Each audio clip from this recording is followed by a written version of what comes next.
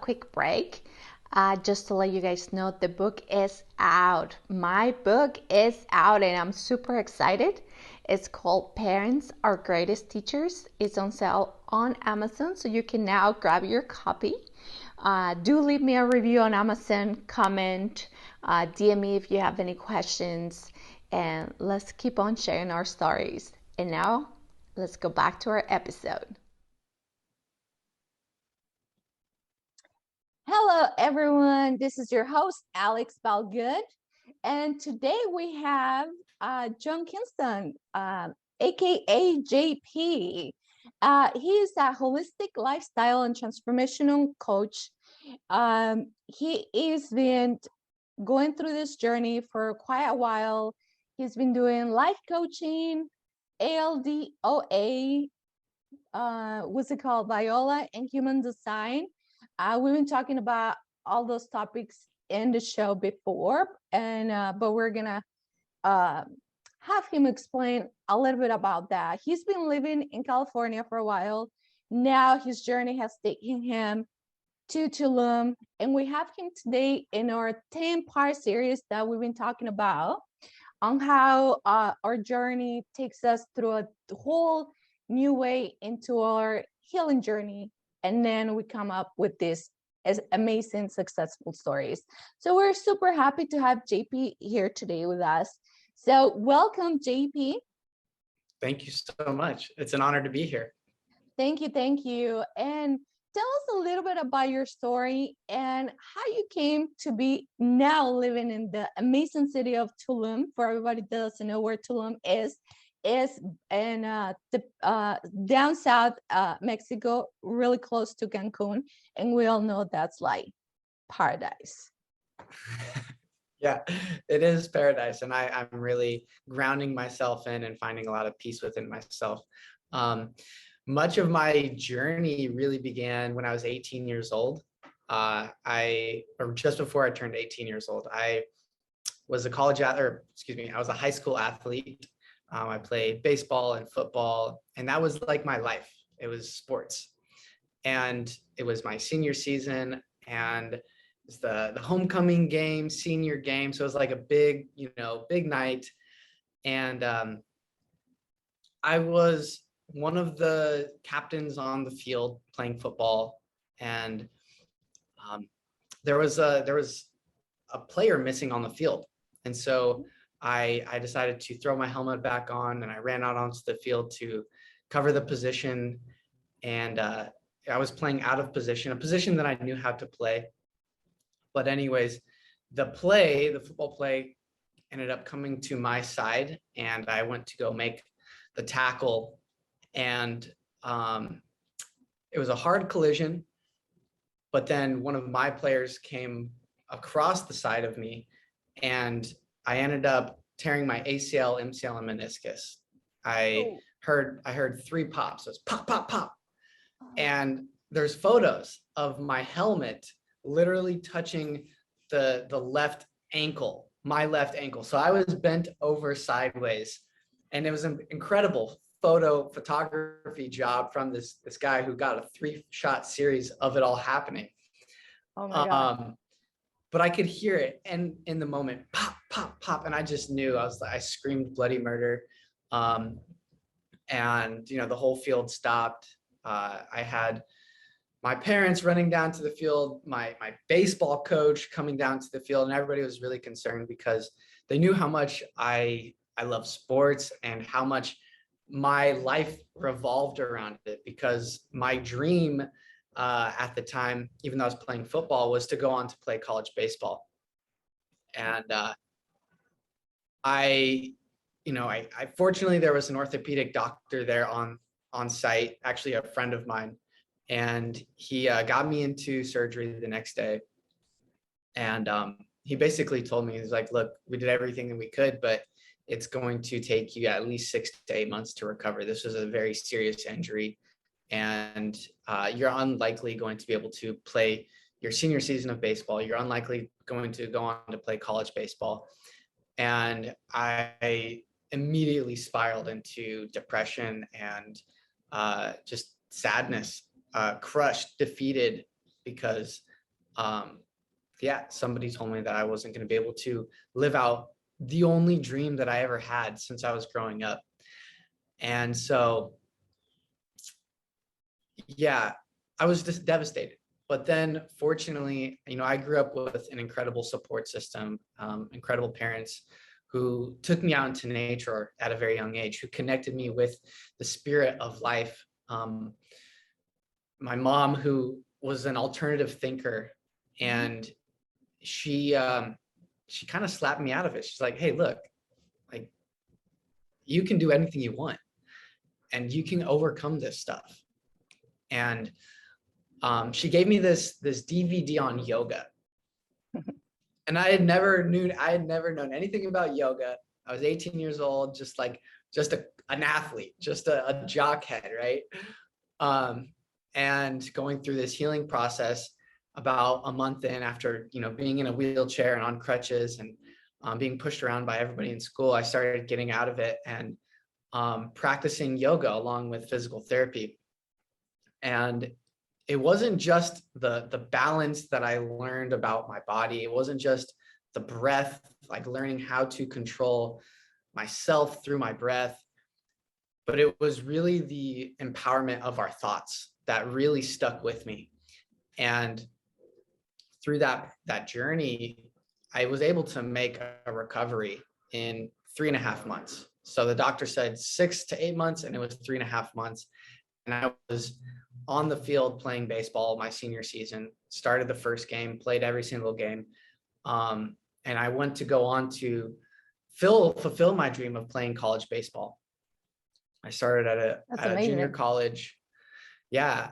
And it was a very unlikely road. Most of the athletes that I played with, they were getting scholarships, they were getting, views. And I took more of a route to walk on to a school because a friend of mine was going to a school. But then I ended up going on to a 4-year college in Nebraska, where I grew up. And that's when I started studying exercise science and sports psychology and coaching, because I wanted to know how I was able to recover so quickly. At the time, I had no idea. I didn't understand what it was. I just knew I made this thing happen. And so I started studying, the human anatomy and physiology, which I loved. But then I started coming across sports psychology and the psychology of our performance, of our life. And it started to really make sense how I was able to recover in such a short a period of time. And from that journey, it put me on a path to go even deeper, because what I was learning in school was very surface level. We weren't really learning about nutrition. We were learning the standard American diet, basically. And I wasn't really learning about exercise. I was just learning about bench press and squats. And so I ended up going on to learn. After I graduated, I started studying holistic lifestyle coaching through the CHEK Institute. And at the CHEK Institute, I started learning deeper about emotions and nutrition and how our thoughts can really create our reality more than I had really understood. And so through this process, all these things began to unfold, and I began to really assess and evaluate my entire life of a movie of how all of these events happened for me to lead up to this point where I get to start to help other people, where I get to share and give a new perspective that isn't really commonly taught in our healing, our medicine practices. And so then it took me down the road of ELDOA, which is spinal regeneration and lengthening. And then I started studying VOILA, which is more emotional and energetic healing. And then I came across superfoods and started nourishing my body. And all of these things just added up that I could start to share with people. But there was a point in between all of that where I really did find myself lost and confused and uncertain of who I was, because even though I graduated college and I was able to play baseball, a part of me felt really lost because sports was my thing. It was like my identity, right? Mm-hmm. And after I graduated, I started falling into drug abuse, alcohol abuse, cannabis abuse, and doing things that I didn't really want to do. I had all of this wisdom, all this knowledge that I had acquired, but I started living in this, I've got to make money and I'm just going to party and do the things that feels comfortable to me. Right. And so I started like traveling, going to different places, trying to find myself. And there was a moment where I was living in Oregon, and while there, I was trying to figure out what I was going to do for work. I tried to like get jobs at grocery stores. I applied for a grocery store like 6 different times and I never got hired. I was like, what's going on? And so I started looking for other jobs at like breweries and all these different places. So I ended up going down to Eugene, Oregon. And I don't really tell this story too often, but I'm beginning to, because it really is a very potent part of my journey. Mm-hmm. And I go down to Eugene, Oregon, and I'm picking dandelions on this brewery farm. It was this really cool, like local brewery that they do a lot of sustainable work. And they had a day where we're picking dandelions for their next brew. Well, of course, I'm drinking a lot of beer and I'm smoking cannabis and I'm picking dandelions, which actually do have a very medicinal effect, psychoactive effect, if you look into it. Mm-hmm. And then later that day, I go to a friend's house, and like I said, I had a dependency on cannabis, and I didn't have strong boundaries within myself to say, this is who I am, this is what I want to do. And so went to this friend's house, and they offered me this type of cannabis, and I was like, no, it's too much. Like, I don't want that. And they pressured me, right? They pressured me into doing it. And I accepted the pressure. Even though I said no, I let my boundaries drop. Mm-hmm. And in that moment, I had a very psychoactive experience, a very unordinary state of consciousness, that I started to question everything. And I had this moment where I literally freaked out, and I asked myself, who am I? Like, who am I, and what am I doing, and why am I here? And that was one of the first times in my life where I really began to consider my purpose and like why we are actually here on this planet. And I knew it wasn't to be in that moment where I was and what I was doing, addicted to cannabis and alcohol. And so I ended up leaving Oregon. Mm-hmm. And then I packed everything up in my vehicle, and I'm driving back to Nebraska, where I'm from. And it's early spring, so there's slush and snow on the ground as I'm going through Wyoming. And I'm going down this giant hill, and they call it Devil's Hill. Going down this giant hill at about 75 miles an hour, and there's slush on the ground. And I ended up swerving into, or I slid over into the right-hand lane and started fishtailing and swerving. And as I'm swerving, my car just starts to slide into the ditch, and I had no control at all. Right. And I wasn't wearing a seatbelt. I ended up taking my hands off the steering wheel, and I just said, okay, God, Spirit, take me. Like, whatever you need to do. I let go. I release. And my car ended up sliding, and the front end clipped, and it barrel rolled in the air probably 3 or 4 times.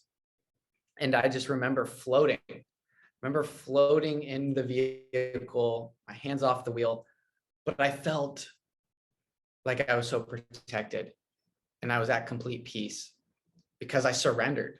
I surrendered to this purpose of my life, this moment. And the vehicle ended up landing upside down in the snow, in the ditch, and I just pulled myself out without a scratch on me, no bump or bruise.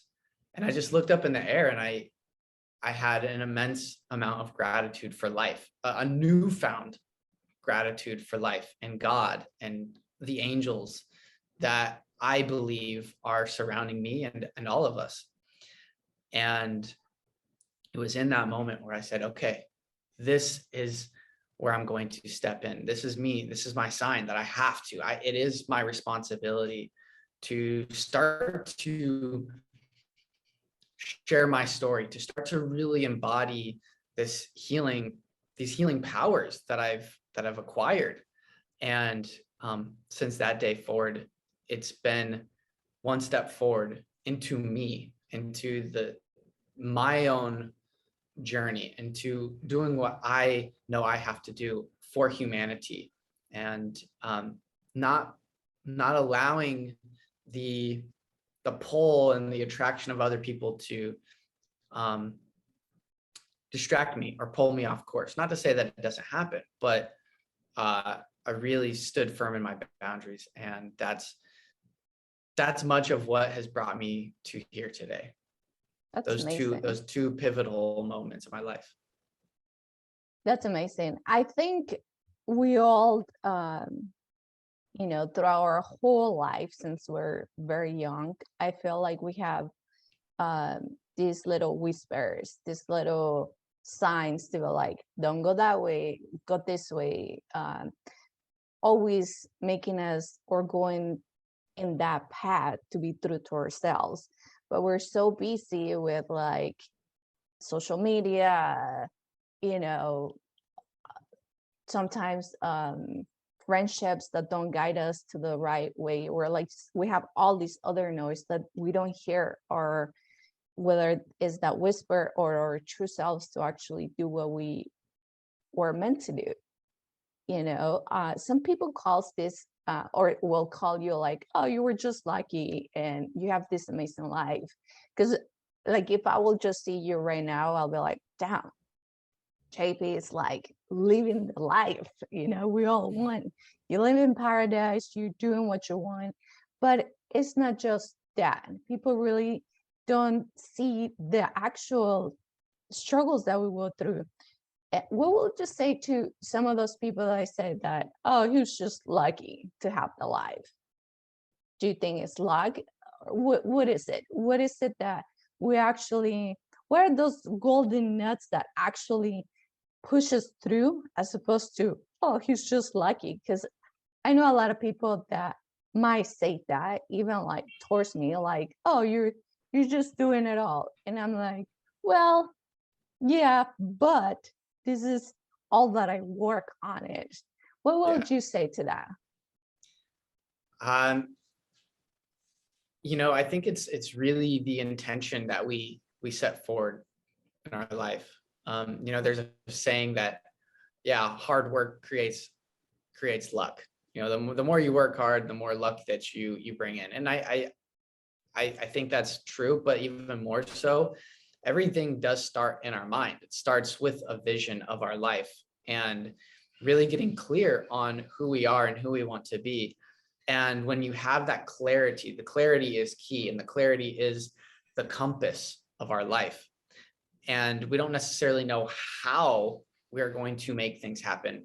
But when we imagine and envision what's here, then we can start to feel it in our body. And as we begin to feel it through the process of visualization, meditation, when we can start to feel it, now we begin to start to attract people into our life, situations into our life that move us into the direction that we really want to go. And so, and on top of that, it's about surrendering to the intentions that we have. And allowing this heart and soul of our life to guide us, because this is really the driver of our vehicle. It's here. It's not necessarily here. Yes, we can visualize and we can encapsulate, but a lot of people just think that people are lucky, or they think that this person just, it just came to them. But really the mind is really the calculation of our life. And it allows us to take inventory of what's happening around us, but it's not the driver of our vehicle. It's really the passenger. It's the one who gets to observe what's happening around us. And through that observation, we can make calculated decisions to listen to our heart. And as we listen to what's here, that's what really pulls us into places. Like getting to this point where I'm at in my life, being what one would call a digital nomad, and having a business where I get to help people from wherever I am, it was such a far-fetched dream of mine. Like I didn't know how I was going to do it, but after my accident, I knew that I had to keep stepping into this place of living in my highest excitement, doing the things that really charged me up. I started traveling like more intentionally. I traveled the world. I saved up money. I traveled around the world. And then I bought a van and I started exploring my own backyard and living in the van and like fly fishing and all of these hidden spots that I wanted to visit. And then, with all of that, I started just sharing my heart around health and nutrition and creating a vision and having a dream, and started to attract people into my life that would support my dream and my vision, and I could support theirs. But if I just kept falling in line or maintained the societal conditioning and programming that the teachers told me I needed to do, or that the policymakers told me that I should do, then I never would have been able to step out and into this place where I really feel like I am the creator of my reality. We are the creator of our reality. And it comes down to us listening to our heart and soul versus listening to the conditioned, programmed mind that many of us have. Yeah, for sure. I think definitely starting with the question of like who I am and what exactly, how do I picture my life to be? What do I want my life to look like? I think it's like a super, super important question to be asked. And I'm sure, I mean, if you're alive at some point in your life, you have asked yourself whether you paid attention to it or not. I think we all ask ourselves at some point in our lives, like, who am I? And really, what do I want? I know a lot of people see successful people as like, how much money do you have? How do you measure success? Why would you call yourself successful at this point? We could see you as a successful individual, but exactly what do you think about that? Like, what is it for you? Success to me is being able to fulfill the dreams that I've had in my life, and being happy and content and peaceful in who I am. I think that is what determines my success. And don't get me wrong, like I do want to live an abundant life of monetary value. But at the same time, when I look back at all of the things that I've done, like today is December 31st. It's the last day of the year.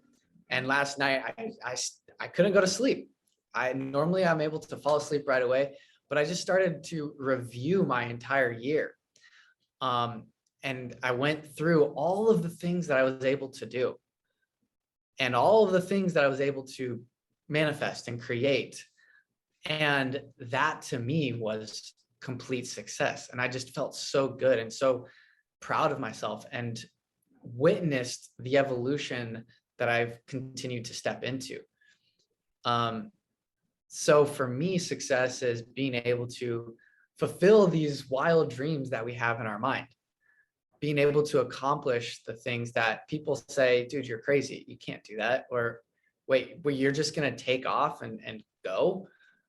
Like, why? And it's because my soul is saying, hey, you need to go here, or you've got to do this.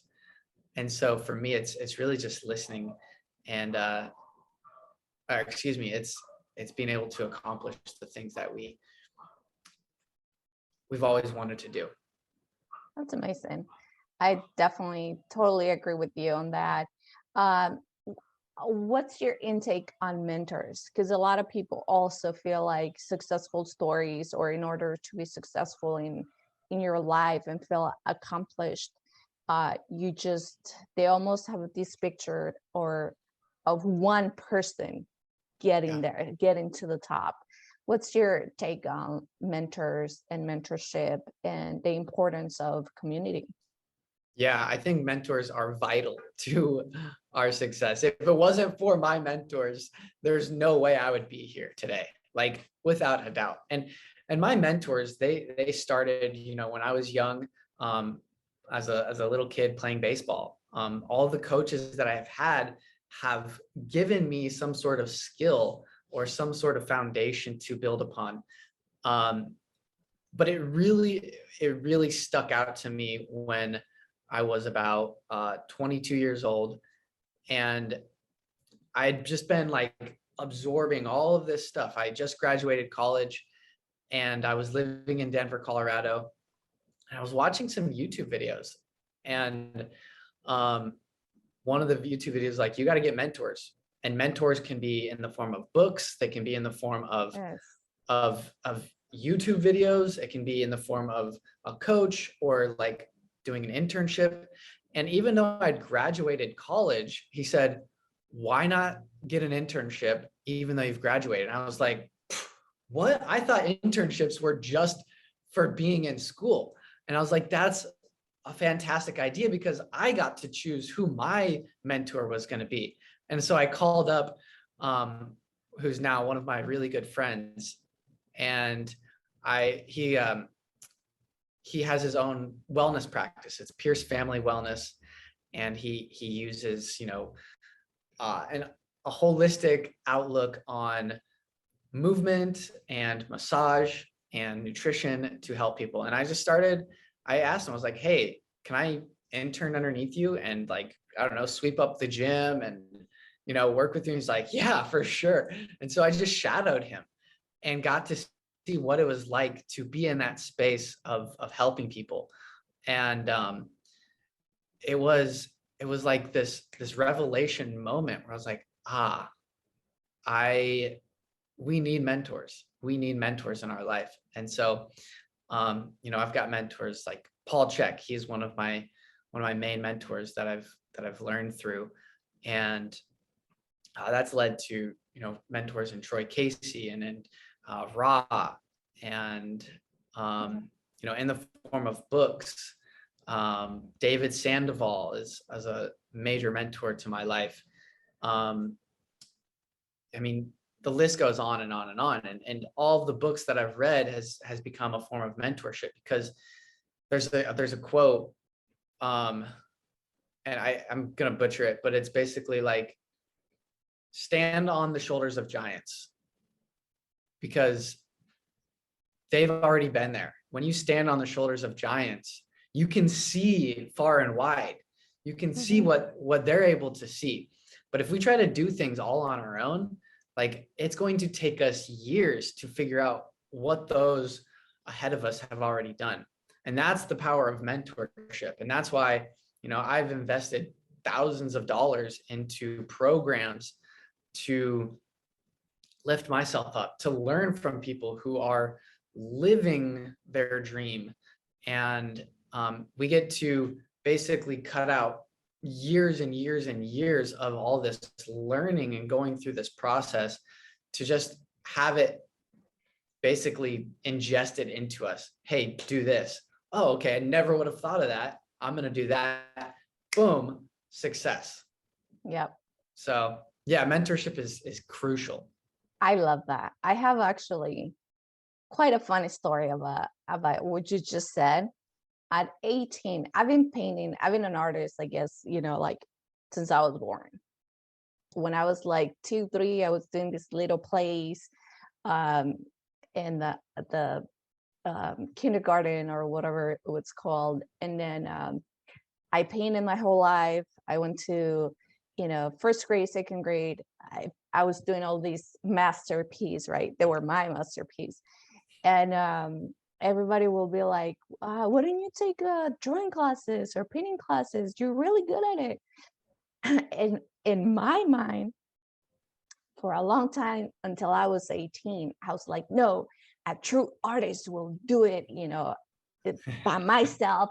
I'm going to learn everything I learned. I'm a self-taught person, blah, blah, blah. Right. So I did that for a long, long time. And don't get me wrong, I was kind of good, because obviously practice makes you really good.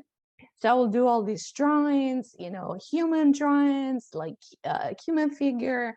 I will follow all these artists. I will read about it and I will see their work. And then when I was like about 18, I wanted to do more intricate and complicated and realistic drawings.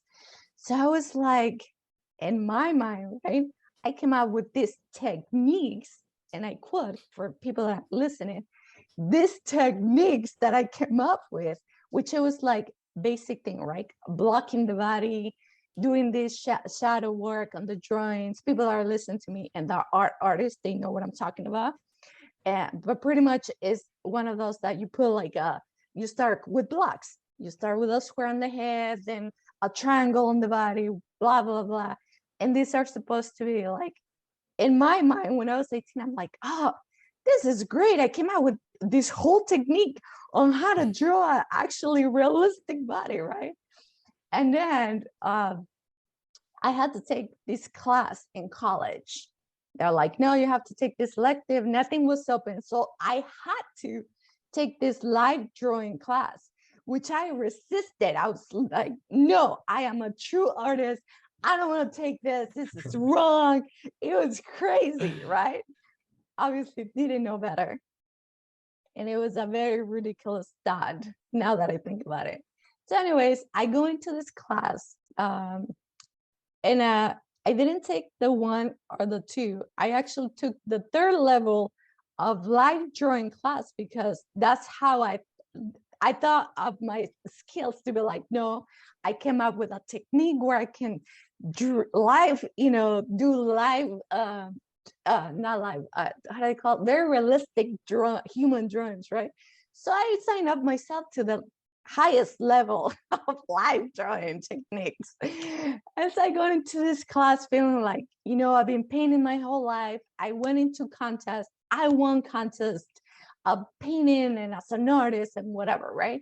So I get into my class, and the first thing the instructor tells us, like, okay, we have this, we have this model nude, and he goes like, please, I want you guys to start with the blocking technique on this. And I'm like, the technique that I invented?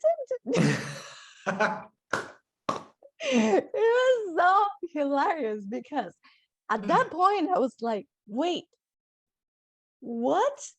So I'm looking around and I'm looking at all these kids my age, just like, okay, doing that, doing this like shape, human little things, really cool.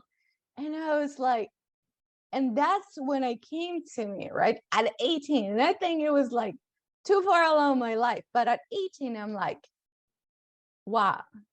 First of all, I felt like an idiot. I'm like, I thought I invented this technique. And then it took me a long time, because obviously I resisted to get trained. I resisted to get coached.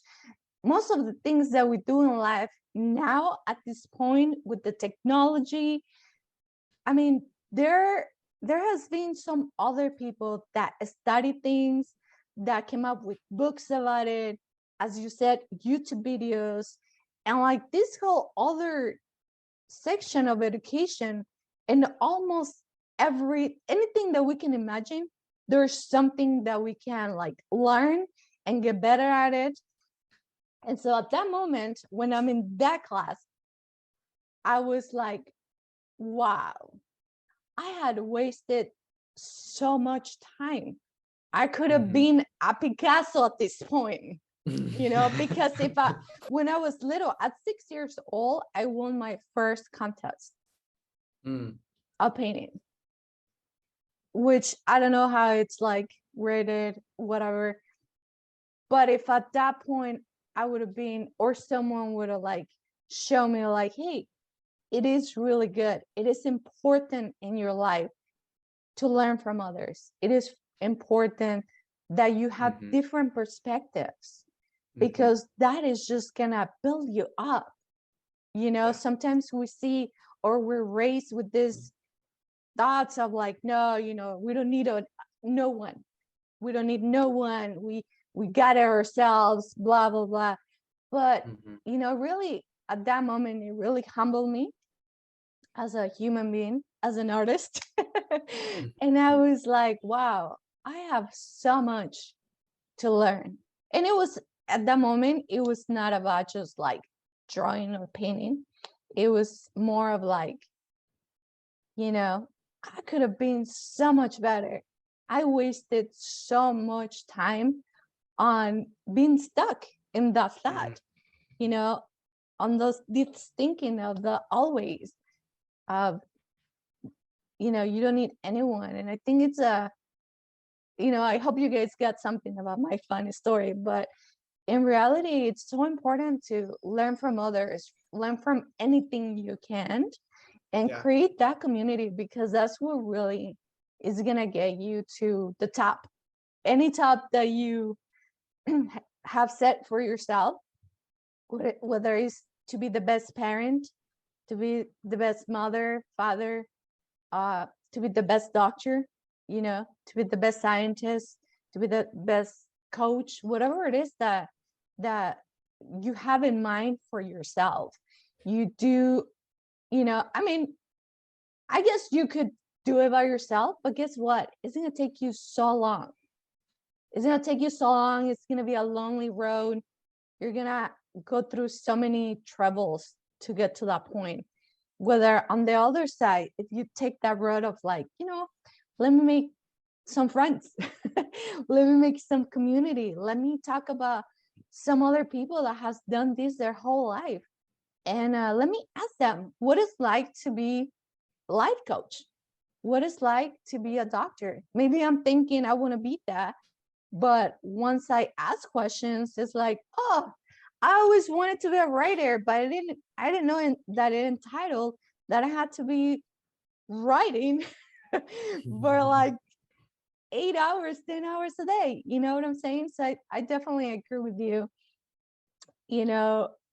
We need each other to get there, anywhere that you want. And so I learn it hard myself to know that we do need each other. But I'm glad I learned it. I'm sure I had to go through that to humble myself and know that there's more out there than just me, myself, and my thoughts. Yeah, and something that I want to like piggyback off of is a couple things, and it's not like pertaining to you, but there's a saying that good artists steal and great artists borrow. And what I think that means is, oftentimes people will try to like just replicate one thing and then just do that one thing. Whereas the best of the best, they're taking things from all these different sources and then they're applying it into their own unique way. Like Bruce Lee, the greatest martial artist of all time. He saw all of these amazing modalities and he studied them and he applied and grabbed what he liked about each martial art, and he brought it into Jeet Kune Do and created his own thing, and arguably the best martial artist of all time. Because of that, he wasn't dogmatic into thinking I have to do it this certain way. He liked, he what is it? He said, take what you like and discard the rest. And that's what's so cool about mentors and having these ideas all around us, is we can literally take what we like from something, discard what we don't, apply it, plan it out, make it your own if it worked. Yeah. And that's where we become the artist of our life. But we don't have to do it on our own. And in fact, it's gonna, like you said, and you discovered, it takes so long to figure out to do it just on our own. I wish somebody would have like record me on that moment when I sat on that class. And I was like, what? There's an actual technique for this. I discovered it. I mean, it was, you know, it's just fun to really acknowledge the things that we go through, you know, and definitely it is important. This has been amazing. Thank you for being today with us. If people wants to know more about you, your story, the things that you do, he is an amazing coach. He helps a lot of people grow into physical transformation through nutrition and health. Where can they find you? Yeah, I'm pretty much solely on social media for the time being. So at JPK Experience on Instagram. You can find me at John Paul Kingston on Facebook. And then my YouTube channel, which I've had to revamp because my last one got taken down for really odd reasons. Not even like censorship, it was more of copyright stuff. Anyways, yeah. So on YouTube, it's JPK Experience as well. So you guys can find me there. Yes, we will also put all his information in the show notes. And before we leave, is there something that you would like to close this amazing, successful story of yours? Or any tips, anything? You know, I think what's coming up the most is listen to your heart. Listen to your heart. Love yourself first. And as you fill up your cup, allow that to pour into every single person that you meet, you connect with. Because if you're trying to pour from an empty cup, you're not really going to be able to help too many people. So fill yourself up, love yourself, and allow that to just exude into everything that you do. Dude, that just warmed my heart. That was amazing. So thank you again. Thank you for being here today. Thank you everyone for tuning into our show today. And before we leave, I just wanted to let you guys all know my book, Parents, Our Greatest Teachers, is out for sale. So go ahead and grab your copy. It's on Amazon. So if you're anywhere in the world, you can definitely get it. Leave me a review and DM me if you have any questions. You know, one of my things for these next 10 interviews is let's talk about our stories. Let's talk about our stories and learn from either our mistakes, our success. I think it's super important for all of us.